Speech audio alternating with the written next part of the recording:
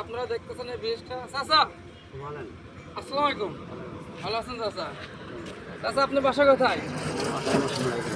এখন কোথায় যাচ্ছেন? বাইরে চলে যাচ্ছেন, ঠিক আছে। চাচা এখানে পাশাপাশি একটু উঠে আসেন, উপরে উঠে আসেন। এর পাশাপাশি দুটো ব্রিজ কেন? একটা দক্ষিণে ছিল ওটা বন্ধ হয় দূর থেকে দূর থেকে। তার উত্তরে একটা হয়েছে, ওইটা দক্ষিণেটা বন্ধ হয়ে গেছে।